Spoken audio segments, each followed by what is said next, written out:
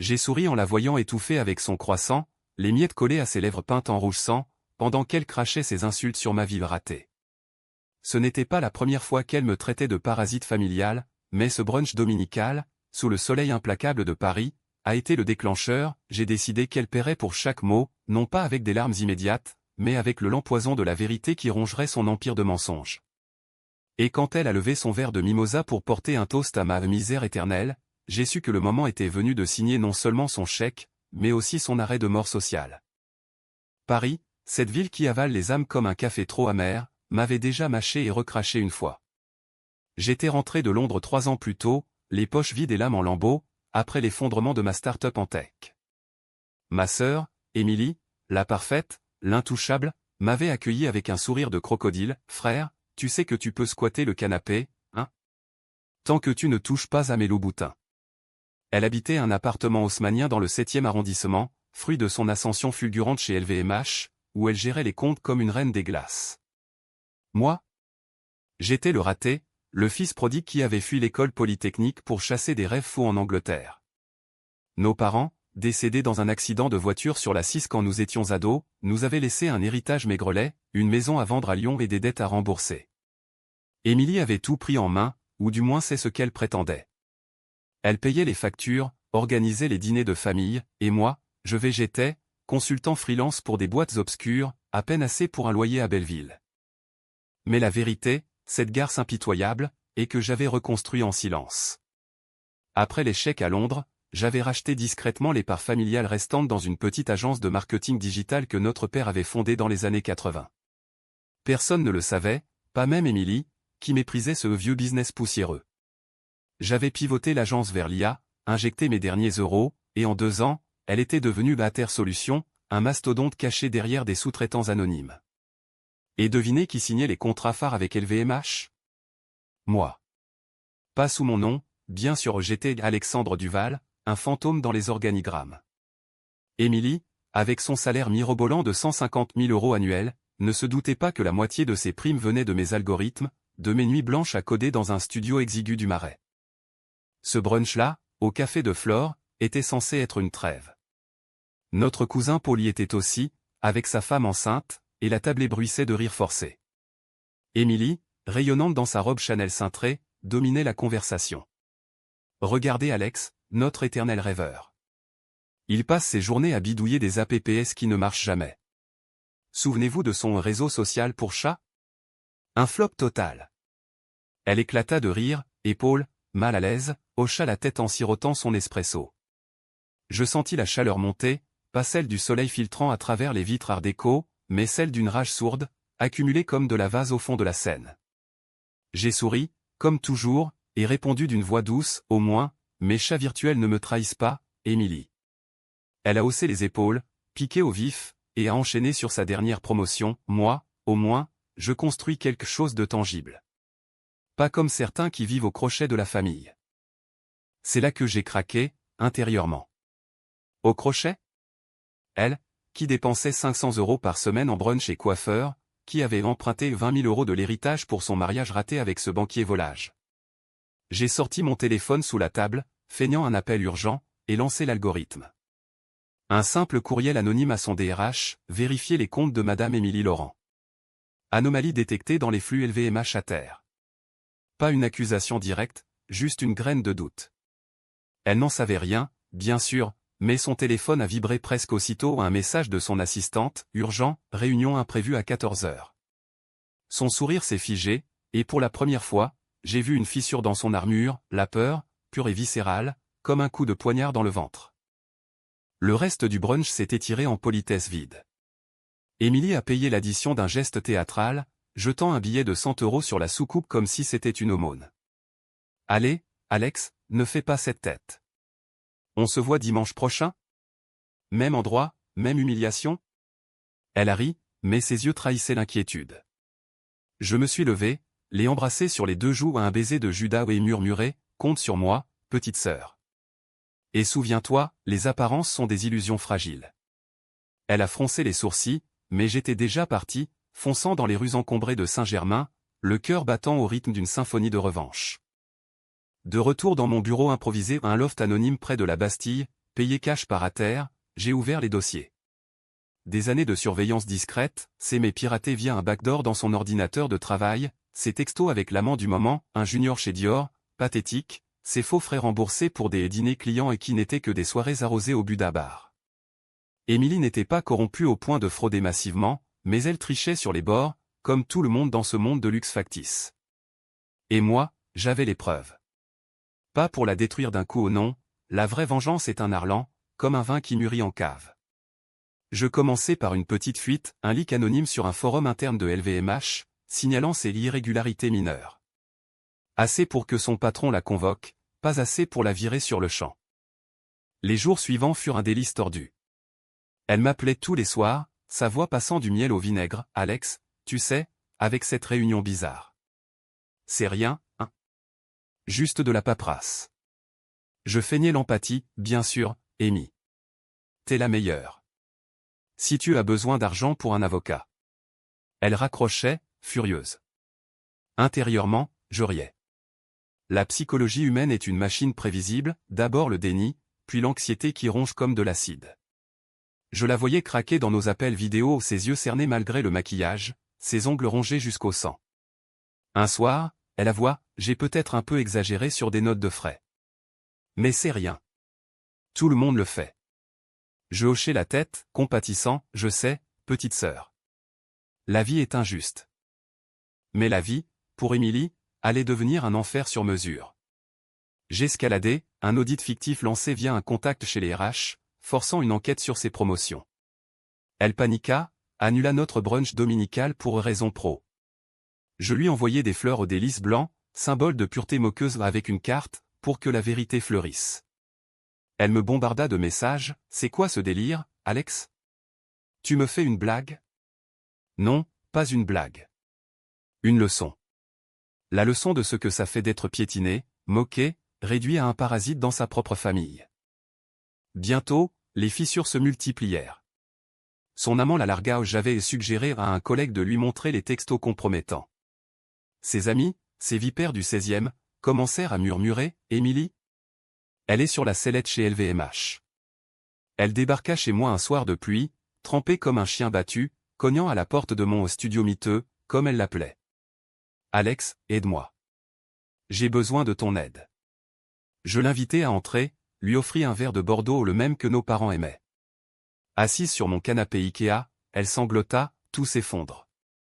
Mon job, ma vie. C'est comme si quelqu'un m'avait visé.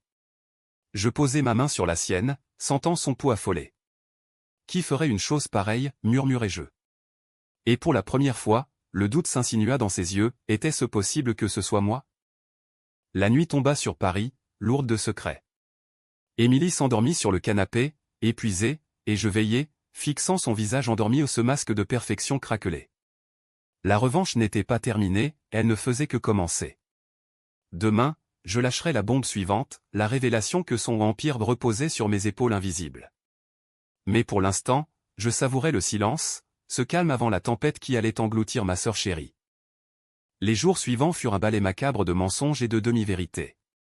Émilie, cette lionne qui rugissait autrefois dans les couloirs de LVMH, se muait en chaton écorché, quémandant mon soutien comme une droguée son fixe. Elle passait chez moi tous les soirs après le boulot ou ce qu'il en restait, son tailleur froissé comme un drapeau en berne.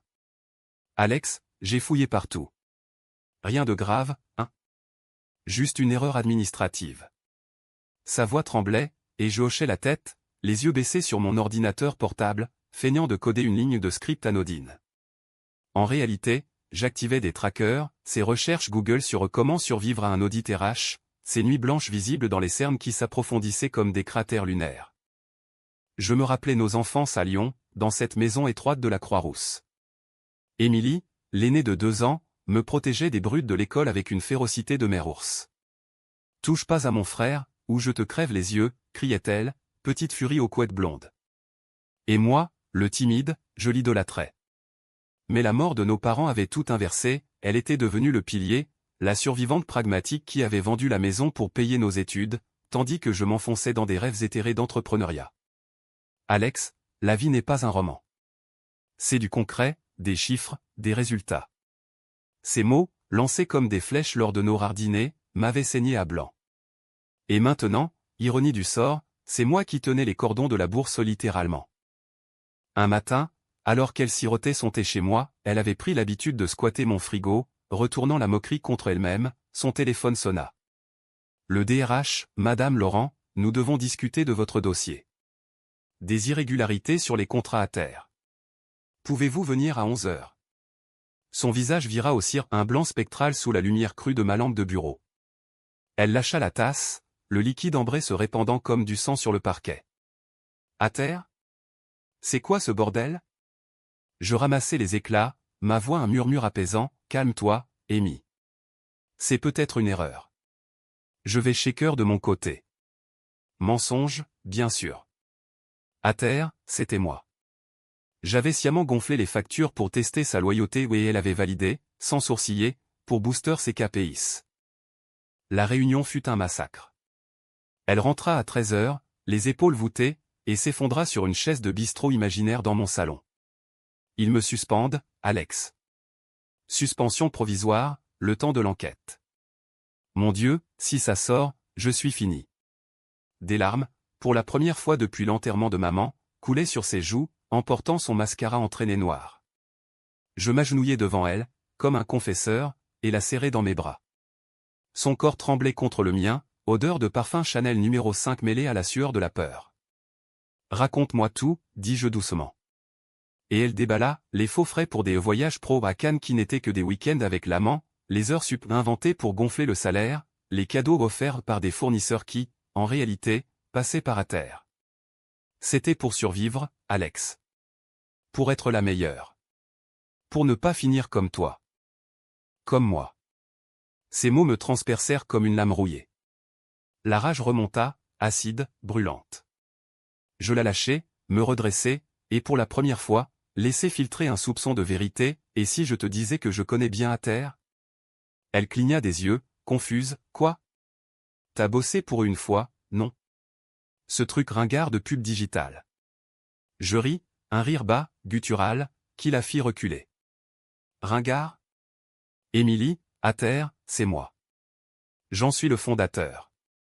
Le propriétaire. Et toi, tu signes des chèques que je contresigne en dernier. Le silence qui suivit fut assourdissant, plus fort que le trafic de la Bastille en bas de la fenêtre. Son visage passa par toutes les phases, incrédulité, puis choc, puis une fureur animale. Espèce de salaud. Tu m'as piégé? Tout ce temps, tu faisais semblant d'être un loser pour. Pourquoi? Te venger de mes blagues?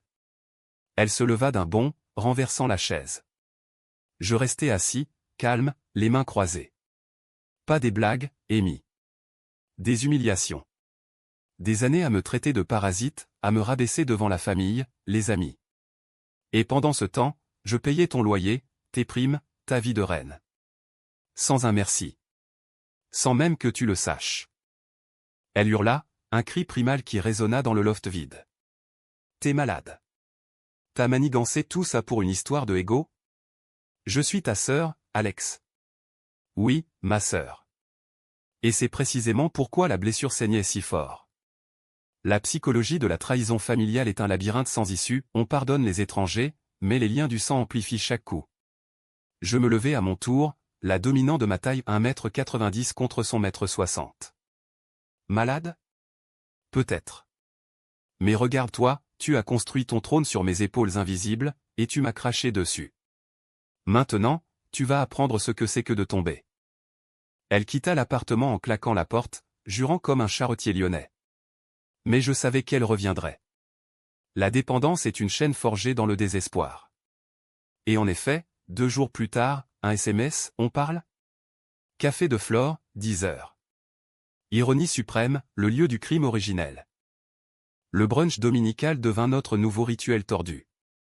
Pas de croissant cette fois, juste des cafés noirs, amers comme la bile. Émilie arrivait les traits tirés, son armure fissurée. Alex, s'il te plaît. Interviens. Dis-leur que c'était une erreur. Je secouai la tête, trop tard.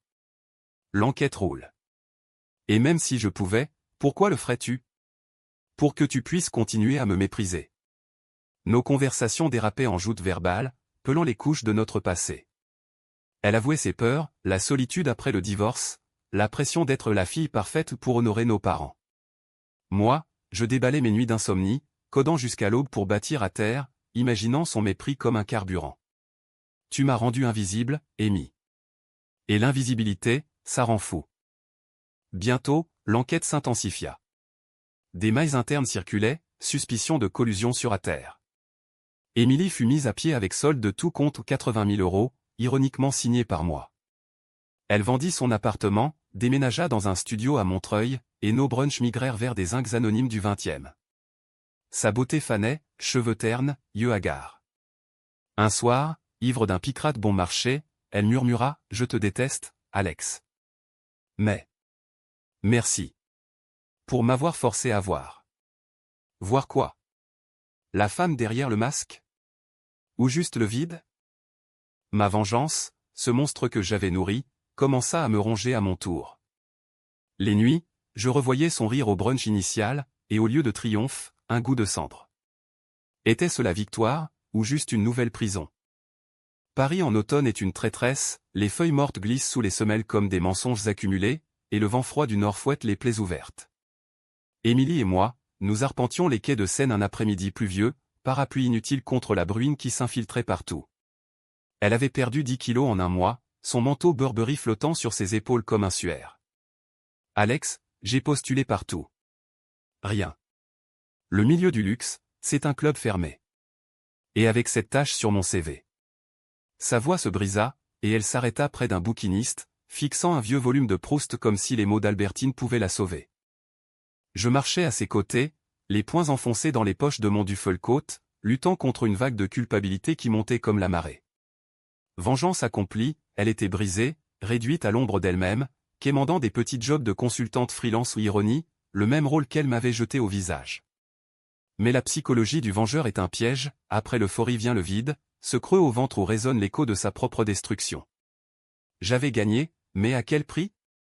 Nos parents, s'ils nous voyaient, nous maudiraient-ils pour avoir transformé leur deuil en champ de bataille? Viens, on rentre, dis-je en la tirant doucement par le bras. Chez moi, le loft avait changé, plus de bureaux improvisés, j'avais investi dans un canapé en cuir et une machine à espresso italienne, signes extérieurs de ma nouvelle vie.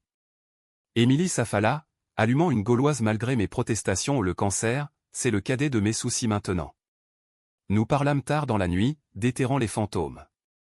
Elle confessa son mariage, Marc m'a trompé avec sa secrétaire, tu sais? Et moi, je l'ai su par un mail hacké. J'ai ri, au début. Puis j'ai tout détruit, ses costumes lacérés, ses comptes vidés. Un frisson me parcourut, était-ce génétique, cette soif de revanche qui nous rongeait?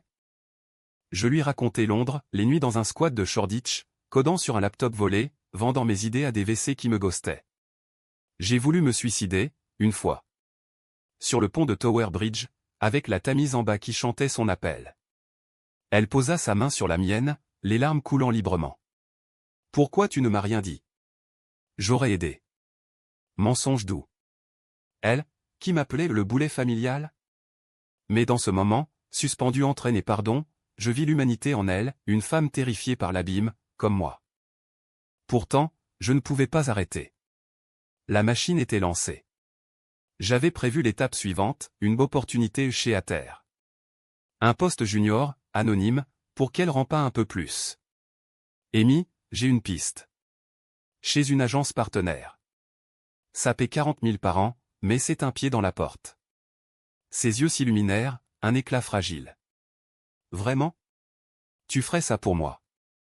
Oui, je le ferais. Pour l'avoir supplié, pour ancrer ma supériorité. L'entretien eut lieu dans mes bureaux à un open space chic à la Défense, verre et acier impersonnel. Je la regardais d'un faux miroir, Émilie, nerveuse, bafouillant ses réponses, son CV taché de café. Le recruteur, un de mes pions, la nota motivée mais instable. Offre acceptée, assistante administrative, 35 heures, sans prime. Elle débarqua chez moi en larmes de joie, Alex, t'es un sauveur. Je commence lundi. Je l'embrassai sur le front, sentant le sel de sa peau. Mais intérieurement, le plan se précisait, une fois dedans, je l'assignerais à des tâches humiliantes au tri de factures, café pour les juniors, et peu à peu, je lâcherais des rumeurs sur son passé trouble. La revanche n'est pas un sprint, c'est un marathon de micro-agonie. Les semaines passèrent en un brouillard de routine vénéneuse. Émilie s'installa temporairement chez moi au juste le temps de rebondir, transformant mon loft en un camp de réfugiés émotionnels. Le matin, elle partait en métro, tailleur discount du bon marché, et rentrait épuisée, se plaignant des collègues imbuables. Mon boss est un con, Alex. Il me traite comme une stagiaire. Je hochais la tête, réprimant un sourire, ce boss était mon VP, briefé pour la tester. Un soir, elle craqua, c'est pire qu'avant. Au moins, chez LVMH, j'avais du pouvoir. Là, je suis rien. Rien. Le mot qu'elle m'avait jeté tant de fois. Je la consolais avec un dîner aux escargots et vin de Bourgogne, clin d'œil à Lyon, mais mes mots étaient aiguisés, le pouvoir, Amy, c'est une illusion. Tu l'as appris à tes dépens.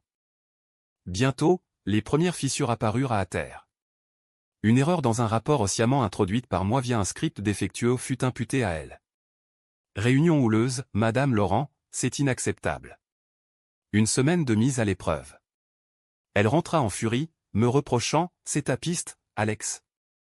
T'as merdé? Je feignis la surprise, impossible. Laisse-moi enquêter. Et j'enquêtai, en plantant plus de preuves, des logs falsifiés montrant qu'elle avait saboté le fichier. La paranoïa s'installa, elle fouillait mes affaires, vérifiant mes mails. T'es sûr que t'as rien à voir avec ça? Après tout ce que t'as fait. La confrontation éclata un vendredi soir, sous un ciel d'orage qui martelait les vitres. À vous, Alex. T'es en train de me détruire de l'intérieur, hurla-t-elle, un verre à la main, le liquide rouge éclaboussant le tapis. Je la fixai, le cœur serré dans un étau. Et si c'était vrai? Si chaque pas que tu fais chez Ater était une brique de plus dans ton tombeau que je construis. Le silence, puis son rire, un rire brisé, hystérique. T'es mon frère. Mon sang. Comment tu peux? Parce que le sang, Amy, ça coule des deux côtés. La nuit se referma sur nous, deux ombres dans la tempête, et je sus que le point de non-retour approchait. Pour la première fois, je doutais. La vengeance, ce feu qui m'avait consumé, laissait des cendres amères. Mais reculer? Impensable. Demain serait un nouveau chapitre de tourment. L'hiver s'abattit sur Paris comme une sentence, gelée matinale qui craquelle les pavés, et un froid intérieur qui s'infiltre plus profond que le vent de la Loire. Émilie, maintenant ombre d'elle-même, errait dans le loft comme un fantôme, ses journées à terre rythmées par des tâches ingrates et des regards en coin. Il murmure dans mon dos, Alex. La HAS-BIN de LVMH. Je les entends. Sa voix, autrefois un soprano triomphant, n'était plus qu'un murmure éraillé, comme du papier de verre sur du bois. Je l'observais depuis mon bureau, feignant l'empathie tout en monitorant ses keystrokes via un keylogger discret, chaque mot tapé, chaque site visité, alimentait mon arsenal. La psychologie de la chute est fascinante, d'abord la résistance, puis l'acceptation forcée, et enfin la dépendance à l'abuseur. Émilie me confiait tout maintenant ses cauchemars où elle signait des chèques vides, ses rendez-vous foireux sur Tinder avec des types qui sentaient le désespoir. L'autre soir, un prof de yoga m'a ghosté après 5 minutes. T'as l'air trop cassé, qui l'a dit? Je riais jaune, lui offrant un cognac, les hommes sentent la faiblesse comme les requins le sentent. Mais intérieurement, une fissure grandissait en moi. Voir ma sœur, cette Amazone qui m'avait porté sur ses épaules enfantin, réduite à ça. Ça grattait comme une démangeaison morale. Pourtant, j'accélérais.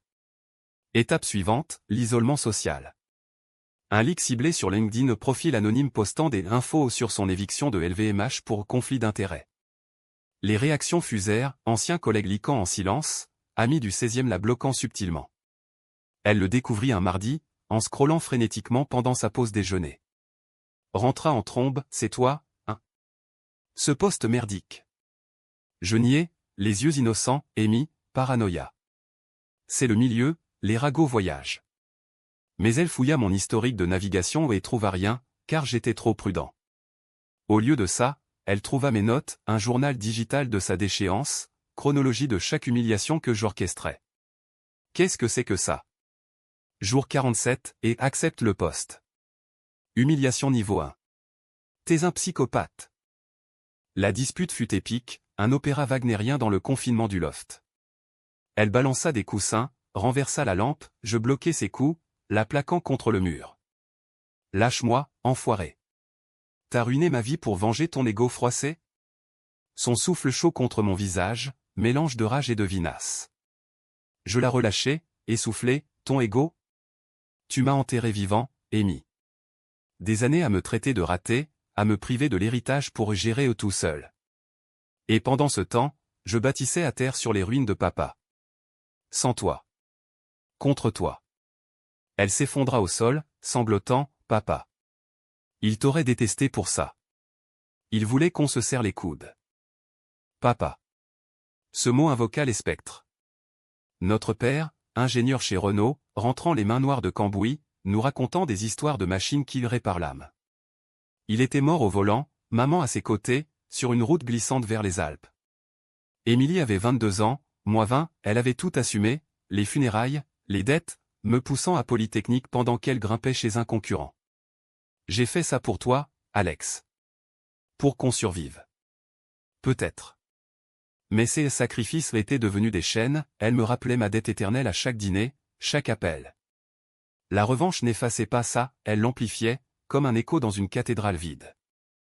Cette nuit-là, nous ne dormîmes pas assis par terre, dos à dos, nous parlâmes jusqu'au lever du jour. Elle avoua ses propres vengeances, comment elle avait saboté une rivale chez LVMH en liquant ses mets coquins. C'est contagieux, hein? Cette pourriture. Je confiai mes doutes, je voulais te faire mal comme tu m'as fait mal. Mais maintenant. Je me hais plus que toi. Un armistice fragile naquit, elle promit de chercher ailleurs, loin d'Ater, je promis de freiner les fuites. Mais les promesses sont du vent à Paris, le lendemain, une nouvelle alerte, son poste à Ater menacé par réorganisation. Elle démissionna avant le coup près, un matin gris de décembre. Je peux pas rester, Alex. C'est ton poison partout. Elle fit ses valises 2 sacs pathétiques, et partit pour Lyon, chez une tante oubliée. Nos adieux furent brefs, un baiser froid sur la joue. Appelle-moi, murmura-t-elle. Je hochai la tête, la gorge nouée. Seul dans le loft, le silence hurlait. J'ouvris à terre sur mon écran, des millions en chiffre d'affaires, mais un creux béant au centre. Les fêtes approchèrent, solitaires. Je déambulais les Champs-Élysées illuminés, évitant les familles rieuses. Un SMS d'Émilie, joyeux Noël, frère. Désolé pour tout. Réponse, moi aussi. Mais la machine tournait encore. Un dernier coup, je contactai son ex-amant, lui révélant qu'elle avait couché pour une promo au mensonge pur, mais suffisant pour qu'il la harcèle de messages haineux. Elle m'appela en pleurs, c'est toi? Encore? Silence de ma part. La boucle se resserrait. Janvier apporta la tempête, Émilie revint, non pour pardonner, mais pour contre-attaquer.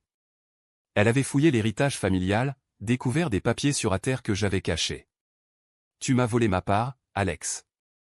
Papa voulait qu'on partage. Une guerre ouverte s'annonçait, et pour la première fois, je sentis la peur pas pour moi, mais pour nous. Le printemps tardif de Paris est un menteur, bourgeon qui éclate sur les marronniers du boulevard Saint-Germain, mais un froid résiduel qui s'accroche aux os comme un regret. Émilie était revenue depuis une semaine, installée dans un hôtel miteux près de Gare de Lyon au trop cher pour un Airbnb, mais je dors pas chez le traître. Nos rencontres étaient des duels masqués en café neutre, comme le Procope, où Voltaire avait jadis affûté ses plumes empoisonnées. Elle arrivait les yeux plissés, un dossier sous le bras, copie de contrats patrimoniaux, mailles anciens de notre notaire. Regarde ça, Alex. L'agence de papa, 50% pour chacun. T'as tout racheté en douce, en 2022. Ma part valait 200 000 € au bas mot. Je sirotais mon cappuccino, le regard fuyant vers la rue grouillante. Elle avait raison, après Lyon, j'avais manigancé l'acquisition via un prête-nom, arguant qu'elle n'avait pas répondu aux convocations. Vengeance précoce, semence plantée des années avant le brunch fatal. C'était pour sauver l'entreprise, Amy. T'étais trop occupé avec tes sacs Hermès. Mensonge éhonté. Elle claqua le dossier sur la table, faisant tressaillir le serveur. Sauvé? T'as profité de mon absence. Et maintenant, Ater vaut des millions. Ma part? Au moins un demi-million. Je veux ma due, ou je porte plainte. La menace plana comme une guillotine. Plainte signifiait audit, fuite publique, la fin de mon empire fantôme. Mais plus que ça, la fin de nous, frères et sœurs, unis par le sang, déchirés par l'avidité. La psychologie du chantage familial est un poison lent, il corrode non seulement l'autre, mais soi-même, transformant l'amour en calcul froid. Fais-le, dis-je calmement. Porte plainte. Mais souviens-toi, je peux prouver tes fraudes chez LVMH. On coule ensemble. Ses lèvres tremblèrent, un éclat de vulnérabilité, c'est ça, ta famille? Une guerre nucléaire? Les négociations s'étirèrent sur des semaines, un poker menteur dans des bistrots enfumés. Elle exigeait 300 000 € cash, plus un poste chez ATR pas en bas de l'échelle, en strat au point. Je contre-offrais 100 000 et un conseil amical. Nos arguments déterraient des tombes, le jour où elle avait oublié de me prévenir de la vente de la maison lyonnaise, empochant le tout pour ses études, la fois où j'avais payé ses dettes de jeu en secret, après son divorce. T'étais accro au poker en ligne, Amy. J'ai sauvé ta peau. Elle ripostait, et toi, t'as hacké mon ordi pour me surveiller. T'es pire qu'un stalker. Au milieu de ce chaos, un appel inattendu, notre tante Marguerite de Lyon, la sœur de maman, alitée avec un cancer. Venez, les enfants. Avant qu'il soit trop tard. Nous prîmes le TGV ensemble, un voyage tendu, silence l'eau rompue par des banalités sur le paysage bourguignon. Dans la chambre d'hôpital, baignée d'une lumière verdâtre de néon, tante Marga nous serra les mains, vos parents vous voulaient unis. Pas ça. Cette haine. Émilie pleura, je serrai les dents. Le soir, dans un hôtel provincial, nous partageâmes une bouteille de Beaujolais, et les masques tombèrent. Je t'ai haï parce que tu réussissais sans effort, Alex. Moi, j'ai tout gratté, bec et ongles. Moi, parce que tu me voyais comme un fardeau. Pas un égal. Un pacte naquit dans l'ivresse, demi-partage d'ATR, 250 000 chacun, et thérapie de couple fraternelle, précisa-t-elle en riant jaune. Mais la confiance est un oiseau fragile, à Paris, elle s'envola vite. Émilie, maintenant consultante indépendante, commença à networker et je vis les signaux, mais à des chasseurs de tête, sondage sur comment racheter une part d'entreprise familiale. Paranoïa? Peut-être. Mais j'activais les trackers, elle contactait un avocat spécialisé en litiges patrimoniaux. La confrontation finale éclata un soir de mai, sous un ciel mauve où la tour Eiffel scintillait comme un phare moqueur. Elle débarqua au loft, un verre de rosé à la main pour fêter ma nouvelle piste chez Chanel. Mais ses yeux brillaient d'un éclat dur. J'ai tout, Alex. Les preuves de tes manipulations. Le hack, les fuites. Je signe demain. Je la fixais, le cœur cognant, pourquoi maintenant? Après Marga. Elle haussa les épaules, parce que la revanche, c'est addictif. Tu m'as appris ça, frère. La nuit vira au cauchemar. Elle balança des accusations, je contre-attaquai avec des captures d'écran de ses propres fraudes. Cris, objet volant ou une lampe brisée, du sang sur ma main d'une coupure. Puis, le silence, elle s'effondra, murmurant, on est maudit. Les Laurent, tous des monstres.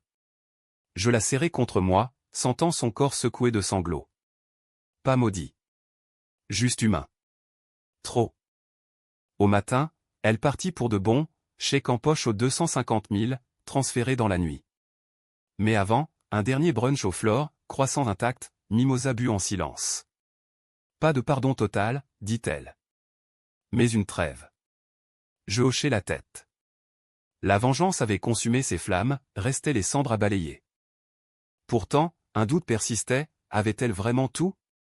Ou gardait-elle une carte? L'été 2025 enveloppa Paris d'une chaleur moite, comme un linceul trempé sur une ville épuisée. Les fontaines de la Concorde crachaient leur eau tiède, et les Parisiens fuyaient vers la Côte d'Azur, laissant les rues à des touristes égarés. Émilie et moi, nous avions scellé notre trêve d'un pacte écrit au notaire inclus, pour une fois, mais la cicatrice saignait encore. Elle s'était installée dans un appartement modeste au 11e, près d'Oberkampf, et bossait comme freelance pour des startups éco-friendly, moins glamour, mais honnêtes. Nos contacts se raréfiaient, un SMS hebdo, un dîner mensuel sans épices. Mais la psychologie post-vengeance est un marécage, on pense en sortir, et les sables mouvants vous happent. Un soir de juillet, mon téléphone vibra, un mail anonyme, adresse jetable. Pièce jointe, capture d'écran de mes locataires, montrant les manipulations contre Émilie. Tu croyais que c'était fini? J'ai tout. Signature, ta sœur. Mon sang se glaça. Elle avait contre-attaqué en silence, copié mes données via un USB lors de sa dernière visite. La guerre reprenait, mais inversée, elle visait à terre, menaçant un leak massif à la presse. Le fondateur qui ruine sa sœur pour ego, scandale familial chez les tech bobos. Je l'appelais, furieux, espèce de vipère. On avait dit trêve. Sa voix, au bout du fil, était un acier trempé. Trêve? Tu m'as appris que la confiance est pour les faibles. Donne-moi 20% d'Ather, ou le monde titre demain. Le chantage, ce boomerang, me revint en pleine face. Je passais la nuit à coder des contre-mesures, effacement de traces, fautrail menant à un bouc émissaire. Mais le doute rongeait, était-ce vraiment elle, ou un tiers qu'elle avait monté contre moi? La confrontation fut un orage, je débarquai chez elle, frappant comme un possédé. Elle ouvrit en peignoir, cheveux en bataille, un verre de pastis à la main. Entre, frère. Café ou poison? L'appart était un capharnaüm chic, poster de Godard, livre de Camus empilé, odeur de jasmin fané. Nous nous assîmes à sa table à ironie, et déballâmes. Pourquoi, Amy? Après tout? Elle alluma une clope, exhalant la fumée comme un dragon, parce que tu m'as brisé, Alex. Mais dans les ruines, j'ai appris. La revanche, c'est pas détruire, c'est reprendre ce qui est à toi. Elle montra ses preuves, impeccables, irréfutables. Ma gorge se noua, pour la première fois, j'étais le vulnérable. Les heures s'étirèrent en négociations âpres. Elle voulait non pas l'argent, mais le contrôle, cofondatrice officielle, voix au chapitre. On gère ensemble. Ou on s'entretue. Je résistais, arguant loyauté, mais au fond, l'idée séduisait, une rédemption tordue, où notre haine forgeait quelque chose de neuf. À l'aube, pacte scellé, 30% pour elle, board partagé, et une clause de thérapie obligatoire, 2 fois par mois. Pour qu'on guérisse, dit-elle, un sourire lasse. Les mois suivants furent un équilibre précaire, comme danser sur un fil au-dessus de la scène. Ather prospéra, Émilie injecta son flair luxe, signant des deals avec Hermès, moi, mes Algoïa. Nos dîners redevinrent rituels, mais chargés, rire forcé sur le brunch maudit, toast à la famille dysfonctionnelle. La tante Marga mourut en août, nous réunissant à Lyon pour l'enterrement. Sous la pluie drue du cimetière de la Guillotière, nous jetâmes des roses sur la tombe parentale. Pardon, papa, maman, murmura-t-elle. Je serrai sa main, on essaie. Mais la vraie guérison vint lentement, par strates. En thérapie, un cabinet haussmannien près des champs, avec un psy freudien à l'accent alsacien, nous pelâmes nos traumas, l'abandon post-accident, la peur d'échouer. Vous êtes des survivants, dit-il. Mais la survie sans lien est une prison. Émilie avoua, je t'ai moqué pour masquer ma jalousie. T'avais des rêves, moi, juste de l'ambition. Moi, et j'ai vengé pour me sentir vivant. Pas pour gagner. Automne revint, feuilles d'or sous un soleil doux. Un brunch final aux fleurs, croissant croustillant, mimosa pétillant. À nous, porta TL toast. À la revanche qui nous a sauvés. Je bus, le cœur léger pour la première fois. Paris, cette grande séductrice, nous avait mâché, recraché, mais nous tenait encore. La fin? Il n'y en a pas. Juste une continuation, frères et sœurs, cicatrices au soleil, signant non plus des chèques de mort, mais des chapitres de vie.